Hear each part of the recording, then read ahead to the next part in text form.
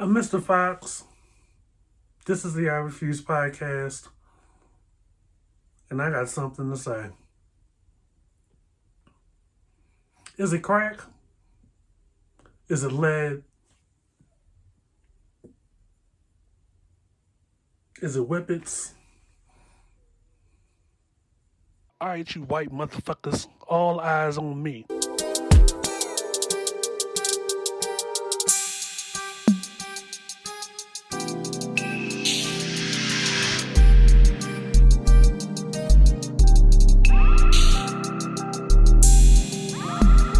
This is the I Refuse podcast. This is Mr. Fox of the I Refuse podcast, back for another session with you failed assignments, get graded paperwork, back face down motherfuckers. First and foremost, my heart goes out to the folks that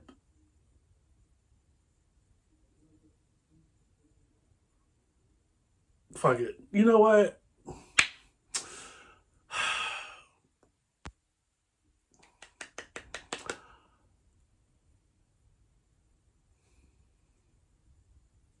Those of you that have gotten out of Florida,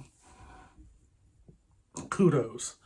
If it was up to me, I would have been on the NASA shuttle that's still in space right now.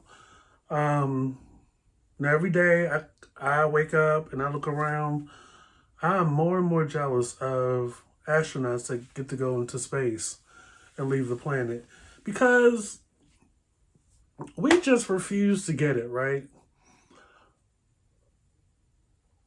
Adding a little bit more off a point I made earlier on my previous video in reference to the longshoreman strike. When it comes to Hurricane Milton, when it comes to Hurricane Helene, when it comes to the long history of hurricanes that have hit Florida from both sides, as long as I've been alive,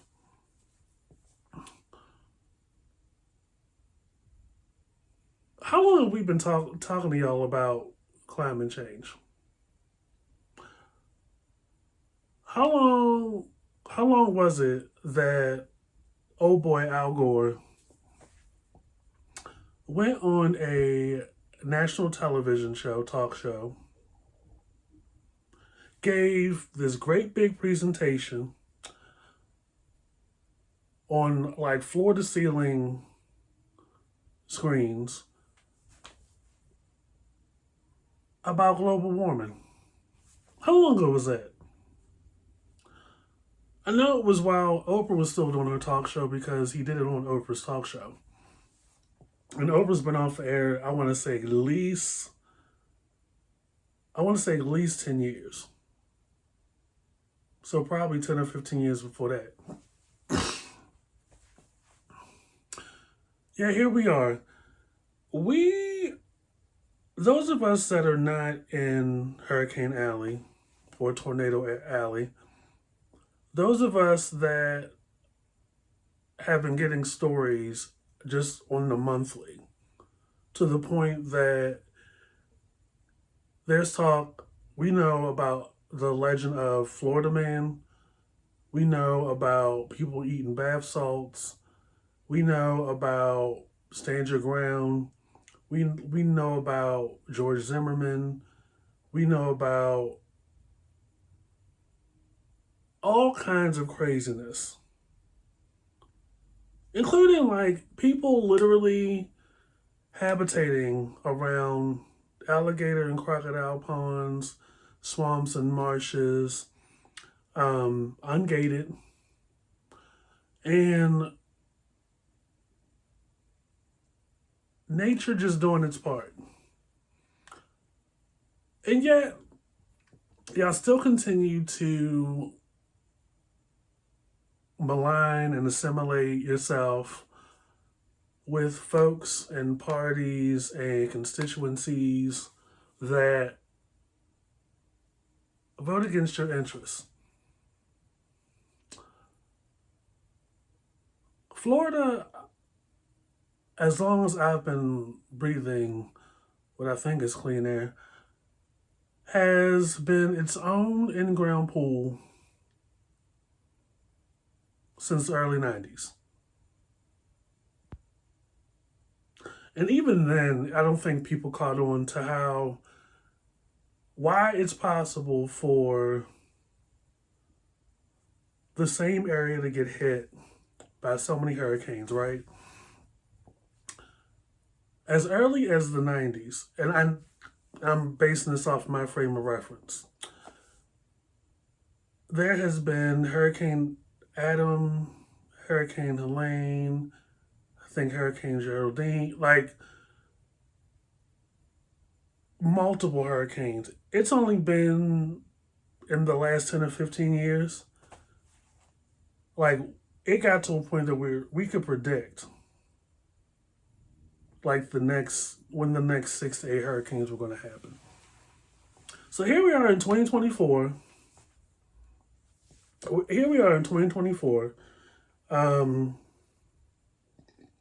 Florida, with its long history of getting hit by hurricanes, it has gotten to a point now to where they even closed the Waffle Houses. Like, Florida is synonymous for having, for their Waffle Houses, and to a greater extent, like the South in general. So when the Waffle Houses are closing, it's time to get up out of there. Only this time, just like the previous hurricane, this one kind of went across the center or went further north. So it didn't hit all of Florida, or didn't like mess up so much the southern part or the eastern parts of Florida. So people in Miami, people down towards that tip, got rain for the most part. People in Orlando was cool, but people in like Tampa, Tallahassee, more like the Panhandle side, yeah, they got in-ground indoor pools. And it's to the point right now where you have one man TikToking, making TikToks, going live on TikTok, even got news coverage, all from the comfort of his kayak. In his house that is not finished. It has a ceiling. It has walls. I think it has a floor. But the walls haven't been painted. The electricity is still on, which is wild to me. And he is sitting in the comfort of a bright pink, purple-ish kind of kayak. And he has a unicorn pool floaty. And he's just chilling. It's like the reboot of Castaway over there. And no tea, no shade to this man, but he looks every bit like a person that, if he could, he would live his whole life on water. And, I mean, not for nothing, when you just hear the words and you read the words about this person, you'll say to yourself, I don't know what race he is, but I bet he white. And he is. And he looks like he would go on like, he looks like he's a stranded person with the hair and everything. And you gotta think, it's dangerous to have that much water with the electricity on. And it's to a point right now to where, in addition to the mosquitoes, you can't really go anywhere because outside, when you have all that water coming in, you're bringing sea life further in. You got people still down there opening their doors to alligators and crocodiles in their houses. Now they say one is passive, the other is aggressive. If it's dark or dimly lit, and I see either one of those, I'm not going to waste time trying to figure out which one does what and which one doesn't. But this is where parts of Florida is right now. And they're saying that it's going to look like the damage is going to be upwards of $175 million. Billion. Shit, I mean million, I just ain't got it. So here's the thing. When you think of hurricanes and tropical storms and tornadoes and stuff, for Florida to take on that much, and people continue to move down there, that's like the main thing to do is to move to Florida when you're like inching closer to retirement age. Of course, it being a southern state, cost of living is a little bit more affordable and you get more for your money, but it's still Florida. Already thousands or so of miles below sea level, which means it doesn't take much for water to meet you at your front door, just for being Florida.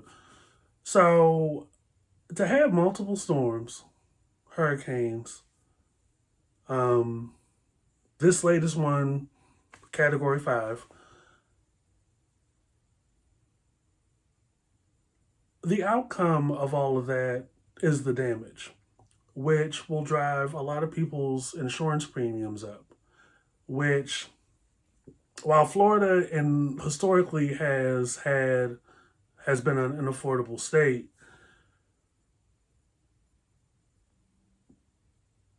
to have a high insurance premium, home insurance, flood insurance, renter's insurance, that's still money that you don't have. A lot of people are coming on the news or by way of the news saying that they won't be able to afford to live in Florida. So whether you're in your 30s or your 40s or your 60s and 70s, at some point the risk is not worth the reward.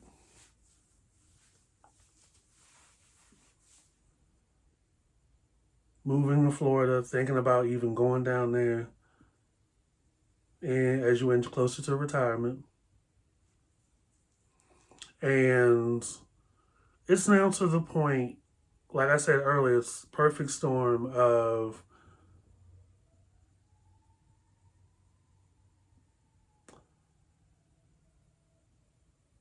global warming, climate change, has led to more aggressive, stronger storms, to the point that this one has sucked out all the water on I think the western side of Florida. Now, the last time I heard of something like that happening, it was was it a tsunami or a typhoon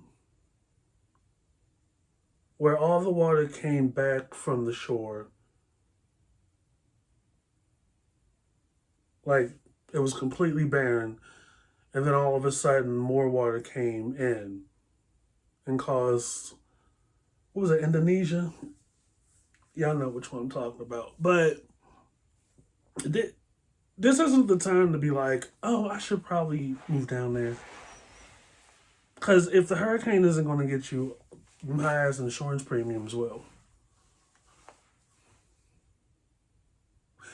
And I'm sure it's at a point right now where you need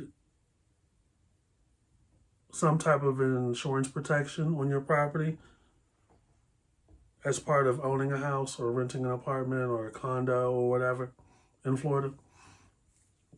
Yeah, y'all keep going down there. People are really people are really fascinated. I'm one by Florida for a lot of reasons, some of which I've already named, but I don't know if it's like because the sun is like right there and people live to be like in the sun and it shows. The some of what I've seen, I'm just like, oh my goodness. So when you have gotten to this point, another variable to this perfect storm is voting and who y'all are voting for. Continuing to vote for people that don't believe in global warming, don't believe in climate change, probably look at something as serious as those two things as a fad that's coming on. Y'all keep believing that. Because just like a fad come and goes, so can your house. Moving on.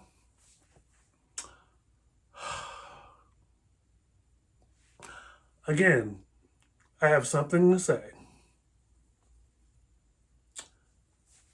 Now that we are in the Jaguar Wright hemisphere of things,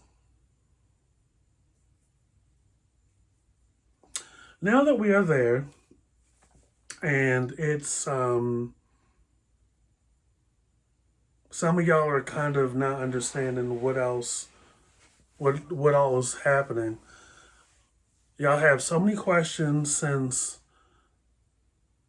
Piers Morgan got back on his show and offered an apology. There was a statement made, some edits and some chops made to her appearance on his show. Y'all are like, well, why are they coming at Piers and not coming at Jaguar? Two things.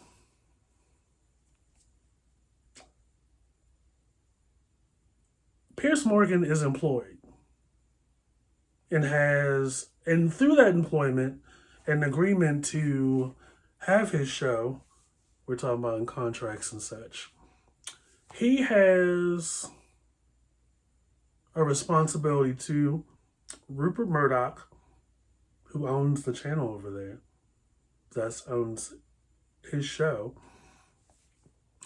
worth a lot of money,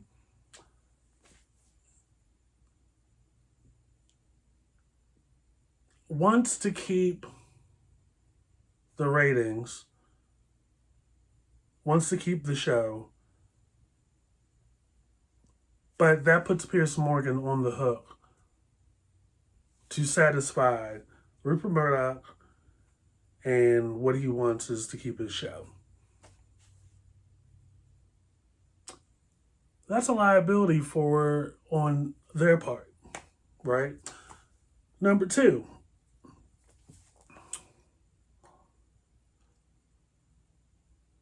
they wouldn't go after Jaguar Wright. This is my opinion. Again, the I Refuse podcast. They would not go after Jaguar Wright because she doesn't have anything. Secondly, she doesn't have anything, though. She doesn't have anything, and she could possibly countersue for First Amendment. Like, it's nothing to file a lawsuit. It's nothing to file a police report. It's nothing to file charges. It's really up to the other person whether they want to go the distance. And I'm thinking in Beyonce and Jay-Z's mind, this is what I'm thinking, is it's not worth it. Like, we're beyond the point of, well, if they push a cease and desist letter to the channel and if they can't get her, if they can't put a thing on her to keep her quiet, then it must be true. We're way past that point. It's not whether they are guilty or not, even though it's long been refuted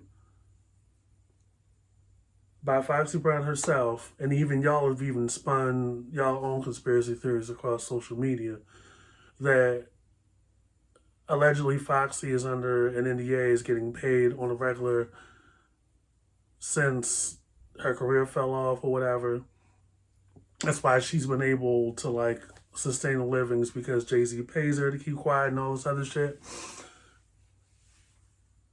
It's still a threat, first of all, and definitely irresponsible to platform a person on an international channel.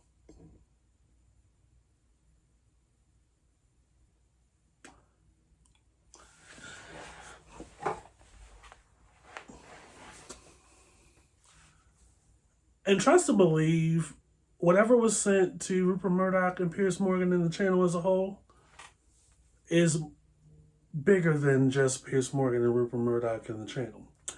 It is to send a message to anybody to not schedule an appearance, to not put your hand out to this woman for more interviews. Because trust and believe, news channel, journalistic outlets are deemed very credible. You can do and say whatever on YouTube, which a lot of y'all are eating that up. Because like I said, speaking about Jaguar Wright the last time, it's like a train wreck that you want to turn your head, but you keep looking and you're entertained by it. Does everything that she say, is everything she's saying true? No. Is most of her conspiracy theories? That could be true. But I don't think a person that has been in the industry during those times is completely off. Two things can be true. She can still talk about her experience and rise to the themes about the industry that we've all discussed and had an opinion on, and also be mentally ill. At the end of the day, she still has her opinions. She's just been given the opportunity to say them on a larger platform. And at the end of the day, you know, we were the same people that were like, trash TV, oh, they only in for the numbers and stuff. Nobody's looking at Piers Morgan for history. Nobody's looking at Piers Morgan's channel, show, or even that channel as a whole for enlightening news subject matter. It's entertainment, junk TV. In my mind, they picked the perfect person. It's theater, it's soap opera. So, but I will say this, I will be watching her and Orlando Brown tomorrow. I may actually do a live reaction because I got I got the notification set for when it goes live on that channel over there. Because here's the thing. While part of me, while there is always going to be a large part of me that wants truth and people to be honest and for people to shake the table and, unearth some dark secrets and stuff, because what's equality without matching energies?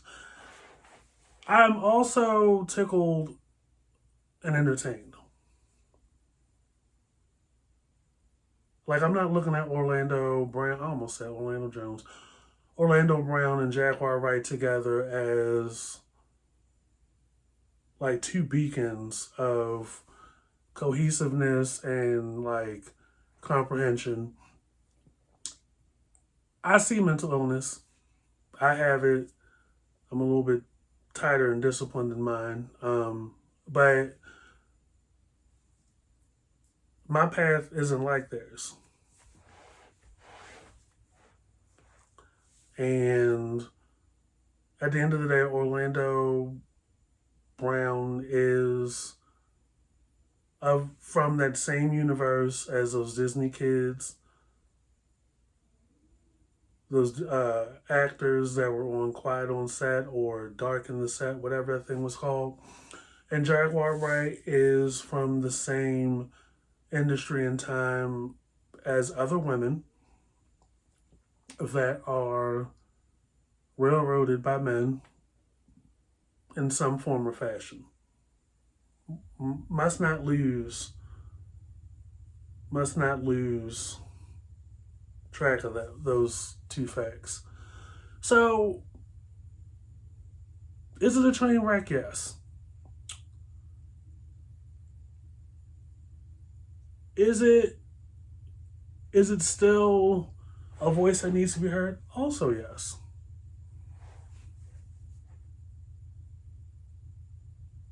I know a lot of people looking at them will always react like they would if we were all on a public bus with the two of them. But these two people's livelihoods is entertainment. That's all they've ever known. Worked very young to eventually become breadwinners for their entire family, turned out by executives, possibly violated by multiple people in some form or fashion. And here we are in 2024. So, it would have made no sense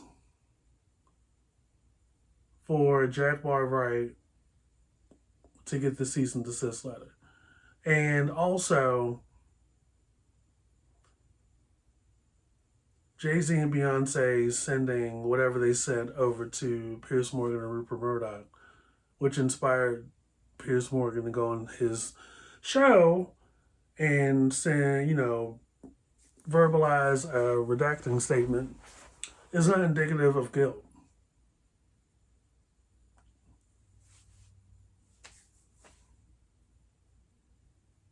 We all know Sean Carter to be a very smart man and move differently than your average rapper, entertainer, musician, executive. Y'all try real fast to lock him into the Diddy baby oil thing. Y'all tried to lock in a lot of people y'all saw in videos at Diddy's parties as part of the freak-offs, which is crazy to me. And y'all even went so far as to use the freak-off situation as justification to come at Beyonce again. What? Beyonce is just over there at the Glamour events where they were honoring her mother along with other celebrity moms, I believe Women of the Year, which was so beautiful. When y'all saw that the mothers were going to be on the cover, y'all were like, where's Kris Jenner? Oh, Mothers of the Year, mothers of children with talent.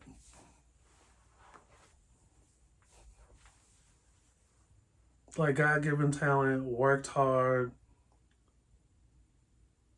didn't grow up in nepotism.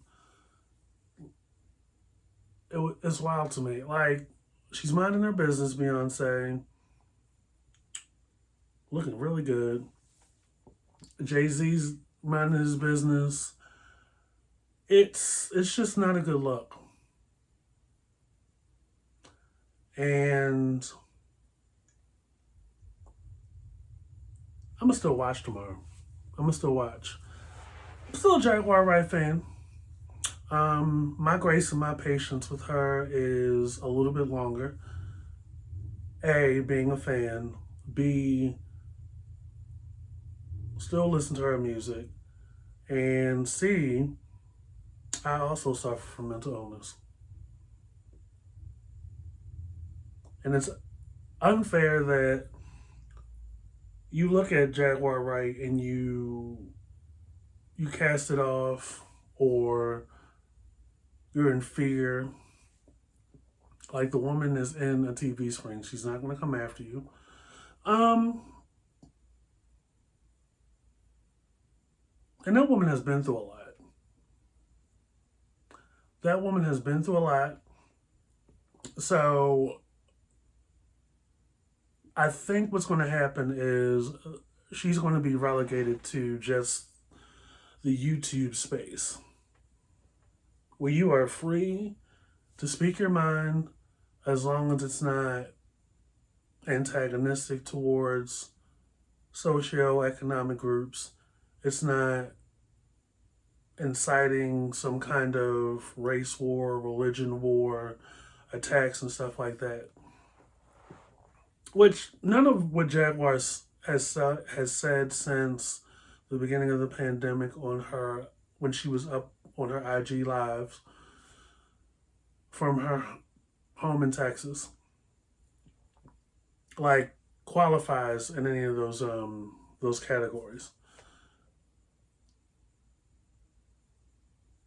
From where I stand, it's definitely a woman that's lived a colorful life. And I think it would behoove a lot of us to give that woman a little bit more grace. She definitely knows how to entertain still. Definitely entertaining. But she's also still a person. The same people that are like, ooh, gotta protect all black women. Ooh, we gotta make sure they're well and they're taken care of and no harm is brought to them, are the same people denouncing Jaguar Wright and Khalees. It's the hypocrisy for me. I got something to say.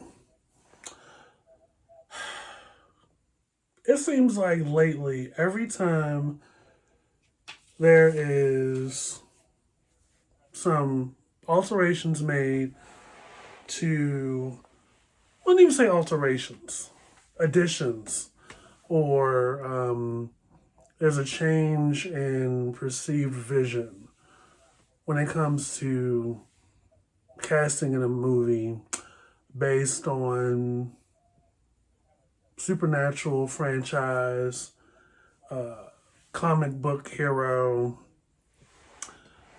Y'all tend to, set yourselves on fire over this nonsense. Case in point, remember when Star Wars was starting to come back again? And they added a uh, uh, person of Oriental descent in the story. Wasn't even a main character, really, more of a supporting character that ultimately became like a fan favorite. Y'all set yourselves on fire, ran that lady off of Twitter, and probably caused a great deal of most emotional and mental distress. So here we are in 2024. They have cast, who's this guy? Aaron Pierce, a biracial black man, as the Green Lantern. An upcoming, I think it's going to be a series or a movie or something like that. And again, y'all are setting yourselves on fire and showing y'all hypocrisy. This whole discussion, just to be talking and saying nothing about, oh, it's not about race, and here we go again. How can it not be about something that's the most obvious to the eye? Traditionally, I want to assume that in the comic books or in the first iteration of the animated character, the Green Lantern is dark skinned. Which, by the way, where was all this drama and smoke when the Green Lantern was white in the video games? And I believe the Green Lantern was white in one of the movies, cinematic movies. But because Aaron Pierre was cast, still a black man, but a lighter hue than an animated character, a comic book character. Like, y'all are really tripping over artwork. Is is that where we're going? It it shows the hypocrisy, right? Because in the same breath that y'all were just like throwing stones at folks over the casting of one of the Bailey sisters as Little Mermaid. You know, when the shoes on the other foot had a similar argument that because the animated character was white, Ariel, the mermaid, was white with red hair, how dare they cast a black girl with her natural hair as the Little Mermaid in this CGI version? Similar argument, target's just different.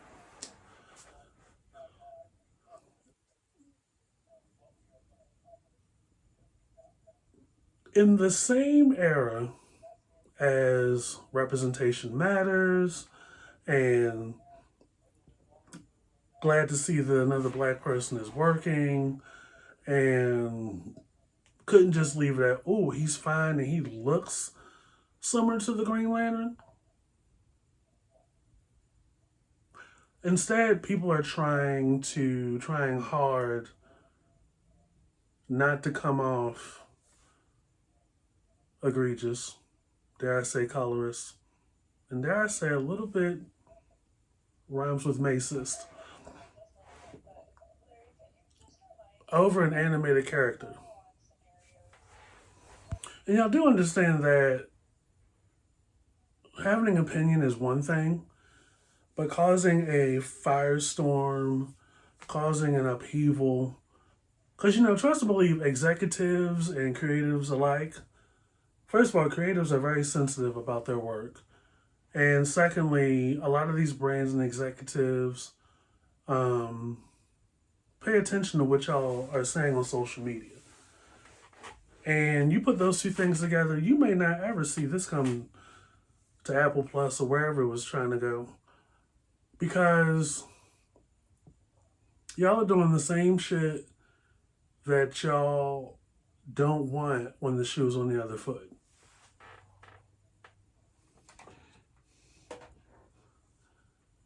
In the same era that, oh, well, why couldn't they cast a black man? They did. Why couldn't they cast a person of color? They did. Why couldn't they cast a minority? They did. Go outside and touch a blade of grass. Really, just go outside and touch a blade of grass. Um, this isn't a newbie actor. He has considerable amount of credits to his name. This Aaron Pierre guy, and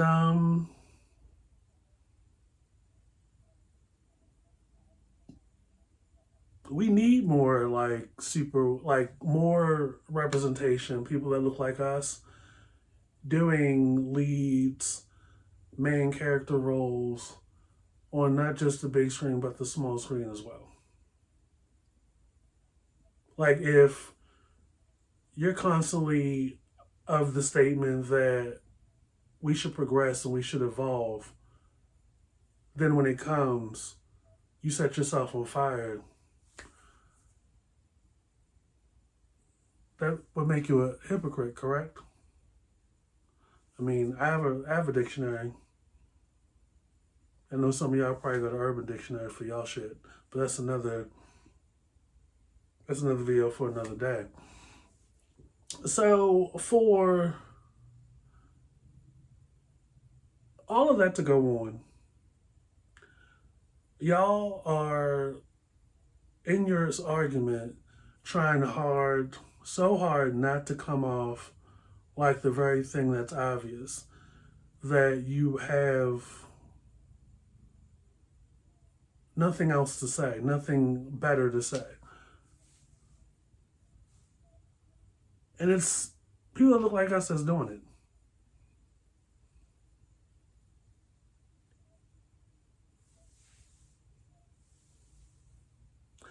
And it's clear that y'all aren't even Green Lantern fans. I mean, can any of y'all name superpowers?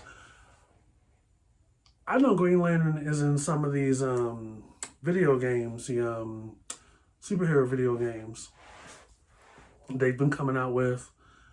And dude's pretty legit. But y'all are cutting your noses off to spite your face, or however the saying goes, when you fly right into the counter argument of what you claim to be about.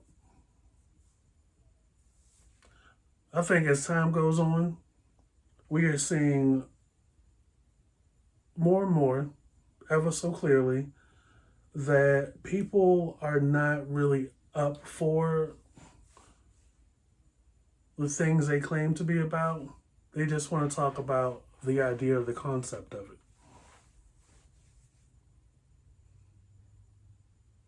But you best believe Mr. Fox, who pays damn near $20 a piece for each app, or in the proximity of, is going to watch it wherever it drops.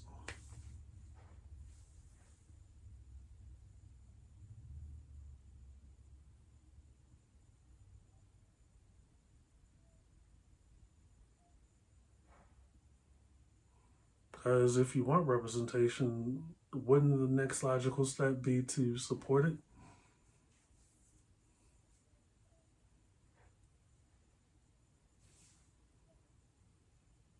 And if it's not about color, if it's not about race, then what is it about? It should be about acting talent, which I'm sure is what got him the gig in the first place. You know, it's definitely the colorism for me, where the complexion of a person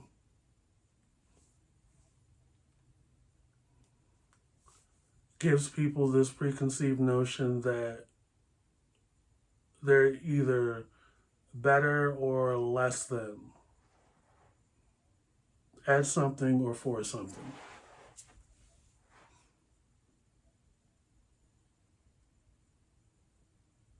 And at the end of the day, it's an animated character.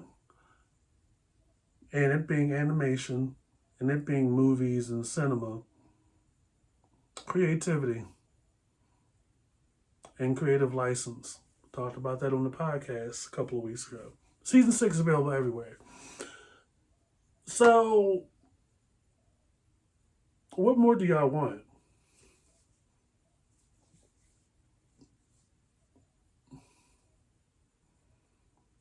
What more do you want?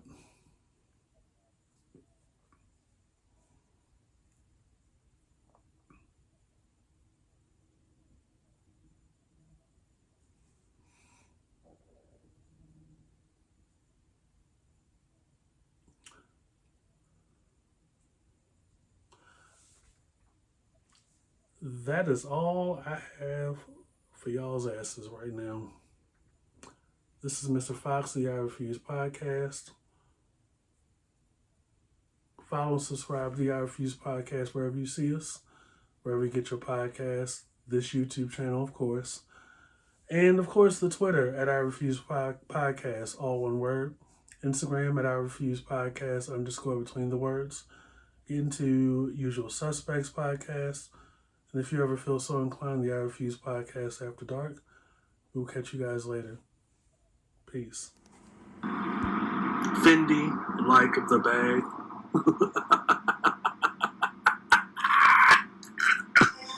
This is the I Refuse.